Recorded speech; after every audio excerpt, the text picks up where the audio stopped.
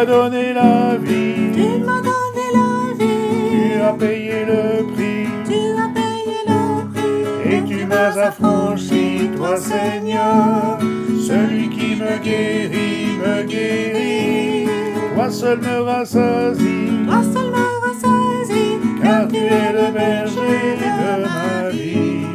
Je t'adore, mon Seigneur, mon roi. Fais monter vers ton roi des clameurs de joie, que ta voix s'élève et chante Alléluia. Viens te prosterner devant sa majesté, entre joyeusement dans la présence de Dieu. Tu m'as donné la vie, tu m'as donné la vie, tu as payé le prix, tu as payé le prix, et tu m'as affranchi, toi Seigneur, celui qui me guérit, toi seul me rassasie, toi seul me rassasie, car tu es le berger de ma vie. Je t'adore, mon Seigneur, mon roi. Vous êtes le sel de la terre. Vous, c'est vous. C'est chacun de nous. Vous êtes le sel de la terre. Et vous connaissez la suite du verset. Hein. Si le sel perd sa saveur, s'il n'a plus de goût, à quoi va servir le sel? À rien. Vous êtes le sel de la terre. Alors ce titre que j'ai donné à ce sermon, c'est évidemment une expression commune pour tous ceux qui ont déjà lu la Bible, entendu des prédications ou discuté avec Pierre-Paul ou Jacques. Expression commune de la Bible. L'auteur de cette phrase, c'est quelqu'un qui a un grand intérêt pour l'œuvre de Dieu. Cette phrase a été annoncée comme une espèce de sentence, une espèce de règle, une espèce de leitmotiv, quelque chose qu'on peut utiliser aussi nous-mêmes. Souvent, j'espère que vous pouvez le faire. Alors cette phrase a été utilisée pour proclamer un message par les apôtres dans les régions de Galilée, au nord du pays d'Israël, mais aussi dans les régions de la Judée, le sud, et aussi de la Samarie. Toutes ces villes, ces villages qui ont reçu la visite des apôtres, qui voyageaient, qui prêchaient, qui proclamaient, eh bien, ont entendu cette bonne nouvelle. Vous êtes le sel de la terre. Il est évident que la plupart des gens, enfin je ne sais pas si c'était la plupart, mais beaucoup de ces gens ont dit, moi je ne suis rien du tout. Ben, nous ne sommes rien du tout non plus. Mais nous sommes chrétiens. Et si nous sommes chrétiens, nous devons proclamer qui? Pas le pasteur surtout, hein, surtout pas lui. Pas sa femme non plus. Personne de nous d'ailleurs. Il faut proclamer le Seigneur. Et pour proclamer le Seigneur, il faut le connaître. Et pour le connaître, il faut sa parole, la Bible. Il faut la lire, il faut la méditer, il faut la structurer, il faut la triturer, la parole de Dieu, pour qu'elle imprègne quelque part notre cerveau. Alors, quand ce texte a été proclamé pour la première fois, il a été bien sûr dans les 3 régions de la Palestine, Galilée, au nord, Judée, Samarie. Ces 3 régions ont entendu ces prédicateurs proclamer cette sentence, avec bien sûr des commentaires et des explications. C'est adressé aussi à qui en particulier? À tout le monde. Et certainement les riches. Les riches devaient entendre un message. C'était le même message qui était proclamé aux pauvres. Ce n'était pas un message particulier, c'était le même message. C'était aussi un message partagé aux grands cultivés de l'époque, à ceux qui avaient du pouvoir, avec ceux qui avaient de l'autorité. C'était aussi, bien entendu, adapté aux disciples, c'est-à-dire aux gens qui avaient accepté la discipline de ces apôtres, qui étaient un peu des voyageurs. Alors que faisons-nous, nous, de cette phrase « Vous êtes le sel de la terre ». Je ne sais pas combien nous sommes, une 50aine de personnes ici. Vous êtes chacun le sel de la terre. Mais si le sel n'a plus de goût, il ne sert à rien. Si le sel a le goût, c'est parce qu'il va relever la chose qui est salée. Et nous sommes là pour relever un peu la foi qui est en train de drôlement diminuer dans notre pays. Elle est tremblante, elle est fragile, elle se dissout, elle disparaît dans beaucoup de familles. Où sont encore les familles où on parle de Dieu? Où sont encore les familles qui se disent, bon, on va écouter un peu un sermon sur Dieu? Où sont ces familles-là aujourd'hui? Et ça devient rare. Il y en a encore quelques-unes, des fidèles comme vous, probablement, et d'autres encore. Cette sentence est aussi, bien sûr, adressée à toutes sortes de cultures différentes. Ceux qui sont riches, par exemple, devaient entendre ce message. Mais ceux qui étaient pauvres aussi devaient l'entendre. C'était le même message, qui était peut-être proclamé avec une autre intensité. C'était aussi prévu pour ceux qui n'avaient pas d'instruction religieuse, pour qu'ils entendent ce message central de l'Écriture.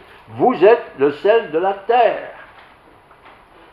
Et si on enlève le sel, avec quoi va-t-on assaisonner la terre? Ou le repas du jour? Si on enlève ça, il n'y a pas d'autre chose. Il n'y a rien. C'est le néant, c'est le désagréable. Quand cette phrase a été prononcée, c'est Jésus qui a inventé ça, enfin qui a proclamé ça. Il avait 30 ans. Et je vous lis, écoutez simplement maintenant, je vous lis ce qui est décrit dans la parole de Dieu concernant ce verset. Donc c'est dans Matthieu 4, versets 23-25. Matthieu 4, 23-25. Jésus, pas très fainéant là, Jésus parcourait, pas en voiture ni en vélo, hein, parcourait, il marchait, hein, toute la Galilée, c'est grand la Galilée, c'est pas Paris, mais c'est grand, c'est une grande ville, toute la Galilée, c'est une région même. Jésus parcourait toute la Galilée. Petite question à 2 sous 50. Quand est-ce la dernière fois, il ne faut pas me répondre, hein, quand est-ce la dernière fois que vous avez parlé à quelqu'un que vous connaissez un peu ou à peine de Dieu? C'était quand? Jésus parcourait toute la Galilée, il enseignait dans les synagogues. Les synagogues, c'était les lieux de culte, les cultes spécialement réservés pour le peuple juif. Mais autour de nous, il y a des catholiques, hein. Il y a des chrétiens de différentes obédiences. Est-ce que nous abordons ces gens? Est-ce que nous saisissons des occasions pour aller à l'encontre d'une de leurs réunions?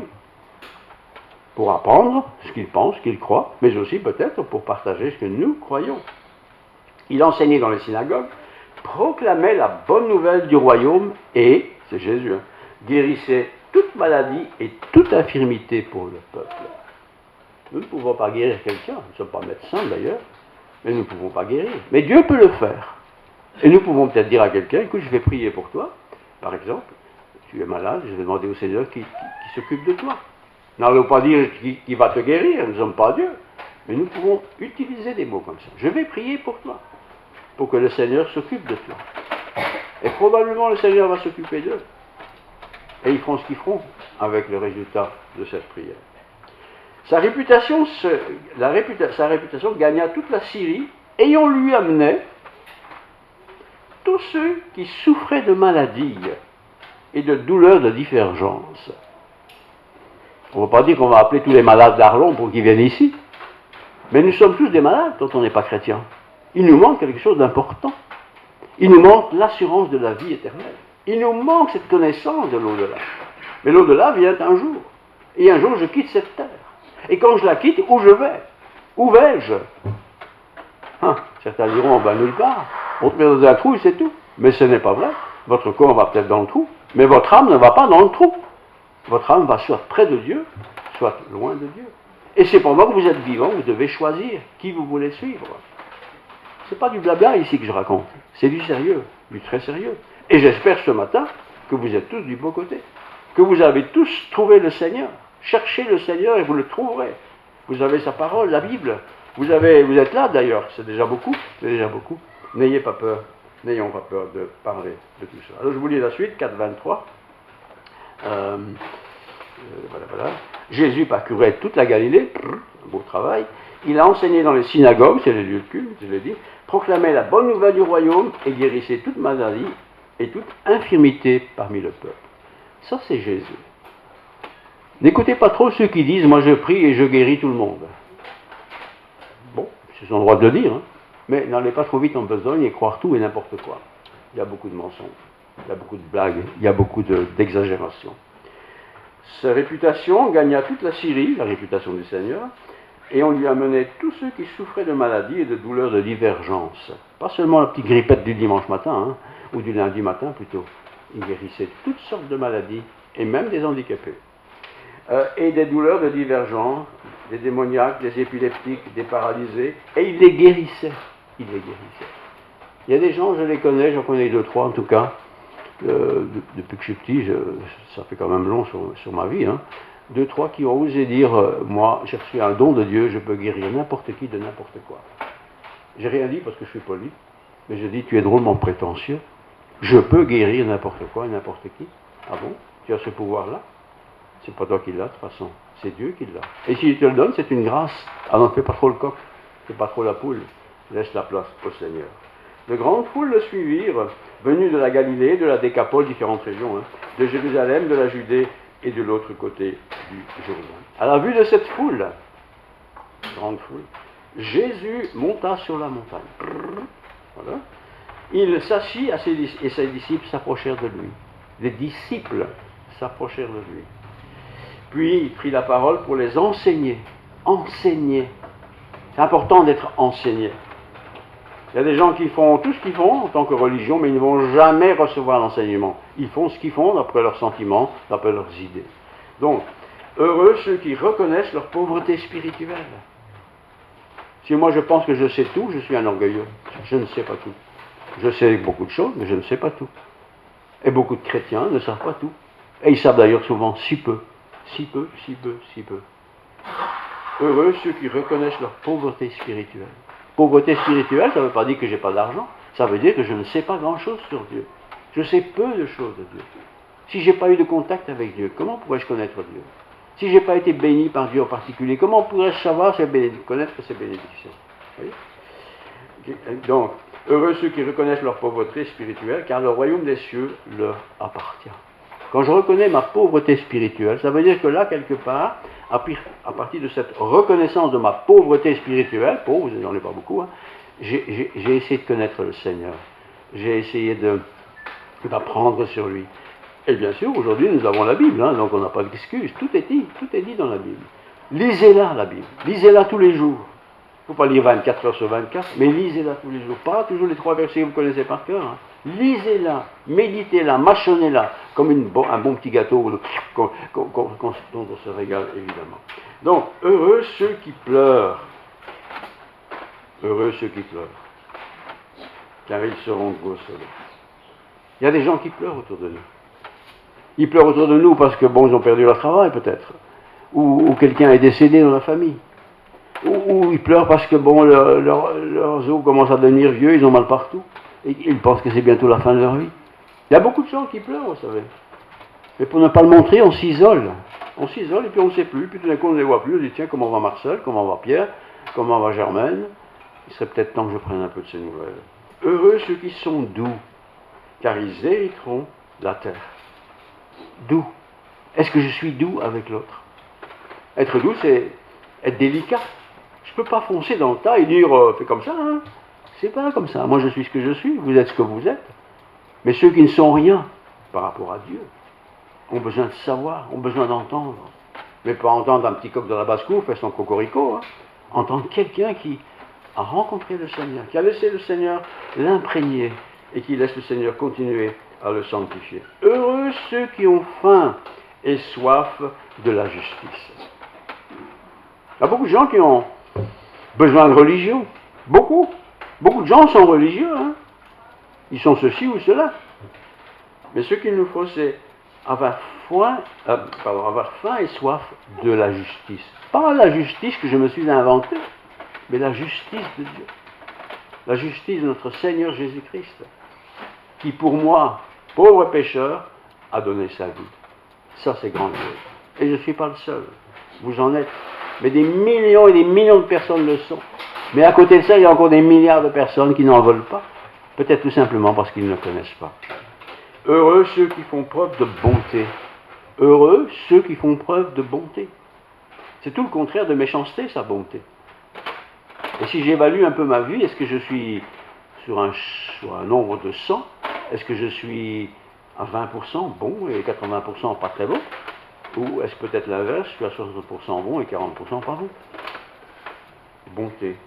Heureux ceux qui font preuve de bonté.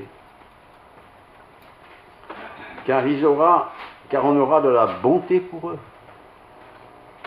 Si je ne suis pas bon dans ma vie, n'espérez pas avoir de la bonté à votre égard. Vous ne l'aurez pas. Parce que Dieu est comme ça. Tu n'as pas été bon, pourquoi tu aurais de la bonté? Soyons bons les uns envers les autres. Heureux ceux qui ont le cœur pur. C'est toujours la même sentence. Hein. Un cœur pur, c'est un cœur qui est libéré de l'impureté, évidemment. Mais pas tout le temps, en même temps, non. Parfois, elle est pure aujourd'hui, puis demain, c'est déjà impur. J'ai fait une mauvaise pensée, j'ai fait une mauvaise action, elle est devenue impure, il faut que je sanctifie ça. Sanctifier, c'est le rendre saint, mais je ne peux pas le rendre saint moi-même. Je dois demander à Dieu, Seigneur, purifie-moi, sanctifie-moi, change ce qui ne va pas chez moi, enlève de ma vie tout ce qui n'est pas selon ta volonté. Ensuite, heureux donc ceux qui ont le cœur pur, car ils verront Dieu. On va dire, on n'a jamais vu Dieu. Vous n'avez jamais vu Dieu, mais je vous vois tout le temps, moi. Je vois tout le temps Dieu à travers vous. Je vois Dieu au travers des fleurs, au travers des arbres, au travers de quelqu'un qui se donne au Seigneur. Je le vois au travers d'un enfant qui sourit. Je le vois, Dieu. Et un jour, je serai dans sa présence. Heureux ceux qui procurent la paix. Est-ce que je suis un embêtant personnage qui met que l'embrouille là où il passe, et Dieu sait s'il y en a, ou est-ce que je suis quelqu'un qui procure la paix? Beaucoup de gens sont troublés, beaucoup de gens sont malheureux, beaucoup de gens sont dans la souffrance, beaucoup de gens en ont marre de la vie. Mais je peux apporter un peu de paix. Un homme et une femme est en dispute, ça arrive. Mais certains ne veulent pas arrêter d'être en dispute parce qu'ils ont raison, c'est ce qu'ils disent. Mais comme ils ont raison, l'autre il dit aussi j'ai raison, on n'en sort jamais. Attention. Heureux ceux qui procurent la paix. Procurer la paix, c'est la mettre à la disposition. Car ils seront appelés fils de Dieu. Fils de Dieu, vous avez bien entendu. Vous pouvez être appelé fils de Dieu, si vous mettez en œuvre la paix pour celui qui est dans le trouble. Alors n'ayez pas peur lorsque vous parlez avec quelqu'un, un voisin, un ami, un collègue, n'importe, quelqu'un que vous rencontrez. N'ayez pas peur. Pas de devenir un prédicateur du quartier, mais de dire voilà ce que Dieu a fait dans ma vie. Il a changé ma vie, il a bouleversé ma vie. Il m'a transformé. Ah bon? Et qu'est-ce qu'il a fait pour ça? Il faut pouvoir l'expliquer, ça. Et ça s'est passé comment? Et ça s'est passé où? Et qu'est-ce que vous avez fait pour ça? Voilà les questions qu'ils vont poser. Il faut pouvoir répondre. Je continue la lecture. Heureux ceux qui sont persécutés pour la justice. Quand on est persécuté pour une injustice, on va dire c'est un peu normal. Mais quand c'est juste et que vous êtes persécuté parce que vous avez fait quelque chose de juste, c'est pas juste. Mais heureux sont ceux qui sont persécutés pour la justice. Parce que Dieu est avec nous. Et si Dieu est avec nous, qui? Vous le savez comme moi. Personne ne peut être contre nous parce que Dieu est avec nous. Et avec Dieu, nous sommes forts, plus que vainqueurs. Vous connaissez tout ça. Donc, heureux ceux qui sont persécutés pour la justice, car le royaume des cieux leur appartient. Il leur appartient. C'est pas il va leur appartenir, il leur appartient déjà. Et je vous le dis, et n'attendez pas demain. Si aujourd'hui vous n'êtes pas sûr d'être enfant de Dieu, donnez votre cœur au Seigneur. Mais comment je le donne? Donc je peux pas enlever quand même. Non? Mais tu peux le décider. Décider de dire que Dieu, tu seras le chef dans ma vie. Je suivrai tes préceptes, je suivrai tes commandements, j'essaierai de te ressembler, j'essaierai de mieux connaître la parole de Dieu. J'essaierai. Mais en essayant, nous apprenons déjà. Je n'ai pas tout appris en 24 heures, bien sûr que non. Mais l'essentiel, nous l'apprenons vite. Heureux serez-vous lorsqu'on vous insultera. Personne n'aime d'être insulté. Et combien de fois nous sommes insultés, qu'est-ce que nous faisons? Hop, on envoie la balle. On fait la même chose. Il ne faut pas faire la même chose. Tu es insulté, c'est juste pas juste, tu es insulté, c'est pas bien. Mais toi, n'insulte pas. N'insulte pas. Et insulter, c'est avoir du mépris pour l'autre. C'est pas forcément être un grossier personnage, mais c'est d'avoir des actes qui ne sont pas justes, qui ne sont pas bien. Attention. Heureux serez-vous lorsqu'on vous insultera, qu'on vous persécutera, et qu'on dira faussement toutes sortes de mal à cause de moi. Si je suis un voleur de bonbons au GB du coin, tout le monde le sait que quand je passe là, je prends 3 bonbons.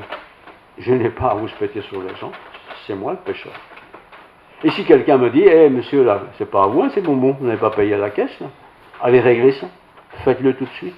Et demandez pardon à Dieu, et peut-être demander pardon à la caissière, ou au patron de la maison, ou alors ne faites rien. Donc je relis. Réjouissez-vous. C'est la suite. Réjouissez-vous et soyez dans l'allégresse. Il n'y a rien de plus triste qu'un triste chrétien. Je répète, il n'y a rien de plus triste qu'un triste chrétien. Un triste chrétien, c'est quelqu'un qui... On est marre, la même femme depuis 20 ans. On est marre, le même homme qui fume depuis 30 ans. Et alors, pourquoi tu en as marre? Voilà, réponse. Merci. J'ai pas compris, mais c'est la bonne réponse. C'est certainement ça la réponse. Ah. Je ne sais pas qui a fait ça, mais c'est pire. Bonne éducation. Réjouissez-vous et soyez dans l'allégresse. On va dire, mais on ne peut pas se réjouir si on a des soucis. Mais on a des soucis, on aura toujours des soucis. Jusqu'à la fin de nos jours, on aura des soucis. On sera malade, on souffrira, on sera méprisé, enfin tout ce que vous voulez. Nous aurons des souffrances, bien sûr. Mais nous voulons être aussi dans l'allégresse et nous réjouir dans l'allégresse. Et quelle est cette allégresse? C'est pas de se forcer en disant, oui, ça va aller. Non, ça va peut-être pas aller du tout. Mais l'allégresse, c'est que tu as une perspective. Et quelle est cette perspective? C'est pas d'avoir une nouvelle maison, d'avoir une autre femme parce que la tienne est morte il n'y a pas longtemps. C'est pas ça la perspective. C'est d'être dans la présence, un jour ou l'autre, de Dieu. Vous serez avec moi pour toujours. Et être avec le Seigneur, qu'est-ce qu'il y a de plus beau? Qu'est-ce qu'il y a de meilleur? Il n'y a rien de meilleur. Mais le Seigneur ne va pas nous prendre par force, vous savez. Il ne va jamais obliger qui que ce soit, mais il va parler de notre cœur. D'une manière ou d'une autre, il va parler. Il peut parler avec du soleil, hein. Il peut parler avec quelqu'un, ou n'importe.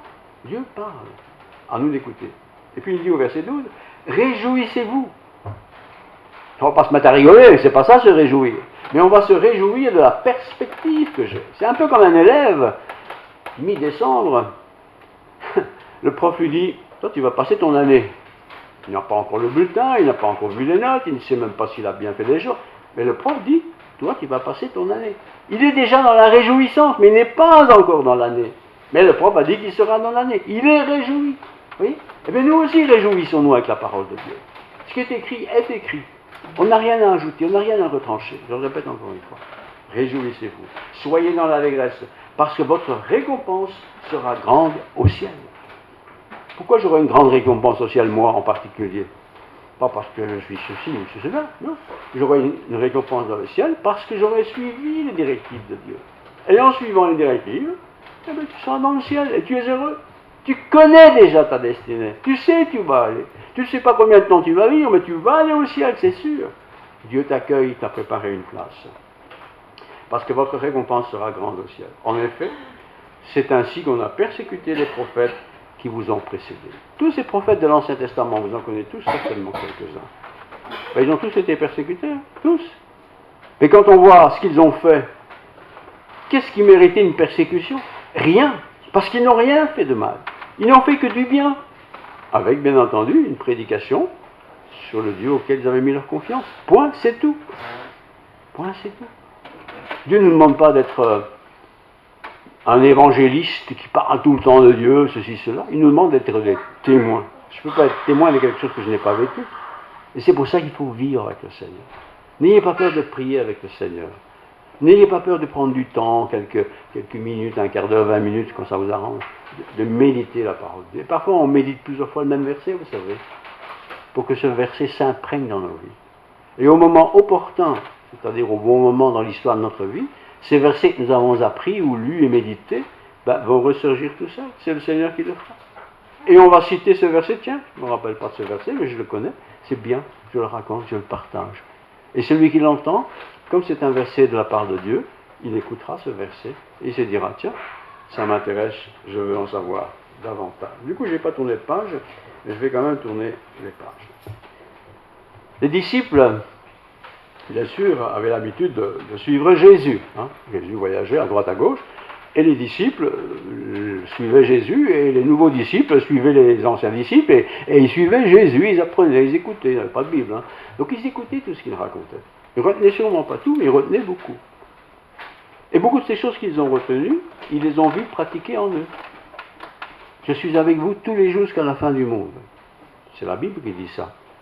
La fin du monde, je ne sais pas quand est-ce que c'est la fin du monde, moi. Mais la fin du monde, c'est certainement la fin de ma vie. Et il va être avec moi jusqu'à la fin de ma vie. Pourquoi? Parce que je suis ceci ou cela? Non. Parce que tu crois et tu as confiance en Dieu. Je suis avec toi. Et si Dieu est avec moi, qui sera contre moi? Personne. personne. Oui, il y a des gens qui peuvent crier très fort, hein, mais il n'a aucun pouvoir, aucun contrôle sur moi. C'est Dieu qui a le contrôle. Et c'est à lui que je confie ma vie. Jésus désire une action concrète de la part de chacun de nous. Il faut bien sûr de l'action. Un chrétien ne peut pas dire « moi je suis un bon chrétien, mais je ne m'occupe pas des autres ». C'est pas vrai ça. Si tu es un bon chrétien, tu t'occupes des autres. Tu t'occupes de l'œuvre de Dieu, tu t'occupes de la maison de Dieu. Je ne parle pas du bâtiment. Tu t'occupes de la maison de Dieu, c'est-à-dire les hommes et femmes qui sont chrétiens. Tu t'occupes d'eux, tu vas les voir, tu leur rends visite s'ils ne sont pas bien, si tu ne les as pas vus depuis un certain temps, tu vas leur dire bonjour. Pas pour les embêter, mais simplement un coup de téléphone, c'est déjà bien. Fais-le, tu vas voir, il se passe des choses extraordinaires. Il faut de l'action. Un chrétien doit être actif, et pas seulement des signes de la foi chrétienne. Ça, c'est pas trop difficile, mais être actif dans la foi chrétienne. Je vous lis encore Matthieu 5, verset 13 jusqu'à 16. Vous êtes le sel de la terre. Vous entendez bien, hein? Manger un repas sans sel, c'est pas toujours très bon, hein? Ça, c'est pas bon. Toujours, c'est pas très bon. Nous sommes le sel de la terre. Le sel de la terre, c'est pas les autres, hein? C'est moi, c'est toi, c'est nous. Vous êtes le sel de la terre. Mais si le sel perd sa saveur, si le sel n'a plus de goût, si vous voulez faire avec 1 kilo de sel qui n'a pas de goût, ça ne sert à rien. On le jette. Hein. Avec quoi va-t-on lui rendre ce goût? Il ne sert plus à rien, sinon qu'à être jeté dehors et piétiné par les hommes. Bien évidemment. Vous êtes la lumière du monde. Autre exemple. Vous êtes le sel, vous êtes la lumière du monde. Moi, je ne suis pas une lumière. Mais le Seigneur est en moi, quelque part, je représente Dieu, si vous voulez. Je partage Dieu. Je voudrais que tout le monde connaisse le Dieu que je connais. Vous êtes la lumière du monde. D'ailleurs, exemple, dit le texte, une ville située sur une montagne, très haut là, hein, ne peut pas être cachée. Il ne faut pas se cacher en tant que chrétien. Mais posez-vous la question. Là, vous travaillez, par exemple, l'entreprise qui vous a engagé. Est-ce qu'elle sait que vous êtes chrétien? Vous n'allez pas mettre un vêtement de chrétien, ça n'existe pas. Il y a des gens qui ont des vêtements spécifiques pour leur religion. Mais il faut qu'ils sachent que tu es chrétien. Et parce que tu es chrétien, il sait, ton patron, que tu ne vas pas le voler. Tu ne vas pas dire que j'ai eu fini à 5 heures alors qu'il était 4 heures. Tu ne vas pas faire ça. Tu ne vas jamais le faire. Parce que tu es chrétien. Mais à force de ne pas le faire, ton patron va avoir confiance en toi. Forcément qu'il aura confiance en toi. Mais si tu dis oui, mais tu as triché, tu as un peu exagéré, bah, il aura très vite plus confiance en toi. Mais qui aura encore confiance en toi alors? On n'allume pas non plus une lampe pour la mettre sous un seau. Un seau. Mais on la met sur son support et elle éclaire tous ceux qui sont dans la maison. Un chrétien, ça doit se voir. C'est pas parce que tu vas à l'église un tel, même si elle est évangélique, que ça y est, tu es un bon chrétien. Hein. Mais ça doit se voir que je suis chrétien. Ça doit se voir. Ça doit s'entendre dans mes paroles, dans mon vocabulaire, dans mes gestes, dans mes attitudes. Tout ça doit être visible. On ne le fait pas pour être vu, mais ça doit être visible. Voilà. Que de la même manière, votre lumière brille devant les hommes, afin qu'ils voient votre manière d'agir et qu'ainsi, donc ces gens qui nous ont vus, hein, et qu'ainsi ils célèbrent la gloire de votre Père céleste. Vous savez, beaucoup de personnes sont devenues chrétiennes à cause d'autres chrétiens. Parce qu'ils ont vu ces chrétiens. Ils ont vu comment ils ont réagi. Ils ont entendu ce qu'ils racontaient. Ils ont vu comment ils ont affronté un problème X ou Z. Ils l'ont vu, ils étaient là. Et ça les a marqués. Dis, moi je vais à l'église, tout le monde s'en fout. Mais quand tu dis, voilà, il y a eu ceci dans ma vie, dans ma famille, dans mon travail même, et voilà ce que j'ai fait. J'ai prié. Tu as prié? Mais qui est-ce que tu as prié? J'ai prié Dieu. Mais quel Dieu? Ben, le Dieu de la Bible. Le Dieu qui a créé le monde. Mais ça n'existe pas. Et on est parti pour un tour. Et le Saint-Esprit de Dieu va utiliser ces mots que nous avons partagés pour les faire travailler dans la personne qui les a entendus. Peut-être que ça ne fera pas tout de suite. Ce sera peut-être ce soir ou demain matin ou après-demain, qu'importe. Ça fera son effet, soyez-en sûrs. Et la personne qui aura le souvenir de ça, on va se rappeler qui les a prononcés. Ah, c'est Marcel, c'est Jules. Je vais aller lui parler un tout petit peu. Frères et sœurs, les foules religieuses, il y en a tant et plus. Il y a des manifestations, tant et plus. Il y a des foules qui aiment ça, la foule. Mais si 2 ou 3 sont assemblés en mon nom, 2 ou 3, c'est pas beaucoup, hein. On est plus que 2 ou 3 ici. Je suis au milieu d'eux. Vous imaginez? Dieu est au milieu de nous. Alors ne m'écoutez pas spécialement, hein. Écoutez ce que Dieu vous dit.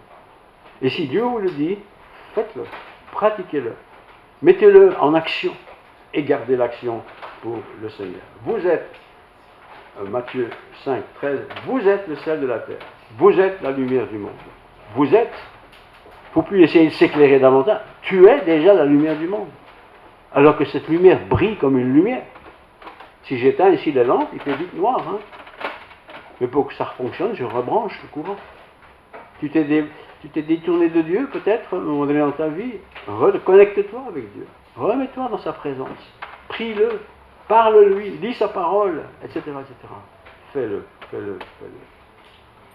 Vous êtes le sel de la terre, je l'ai dit.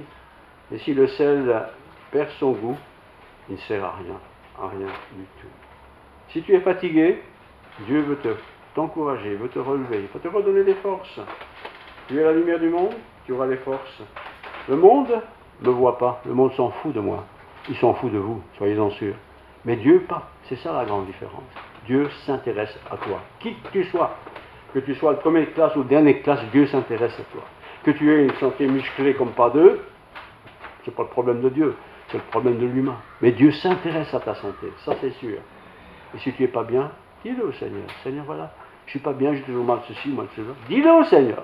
Je ne veux pas dire qu'il ne faut pas aller voir le médecin, mais dis-le au Seigneur. Dis-le au Seigneur.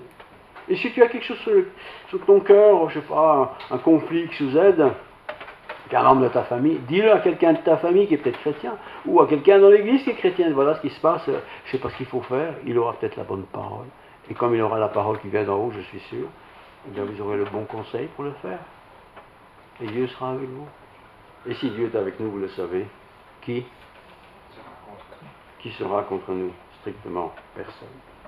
Alors, on n'est pas là en tant que chrétien pour se vanter que moi je suis chrétien évangélique, on est les meilleurs du monde. Jamais de la vie.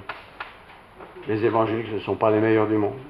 Celui qui est le meilleur du monde, c'est celui que Dieu a sauvé. Mais Dieu ne veut pas la mort de quelqu'un. Et si quelqu'un refuse Dieu, il est condamné à mourir. Tu as choisi. Mais Dieu ne veut pas la mort du pécheur. Je répète, c'est écrit dans la Bible, ça. Dieu ne veut pas la mort du pécheur. Il veut qu'il vive. Mais pour vivre, il faut recevoir la vie de Dieu.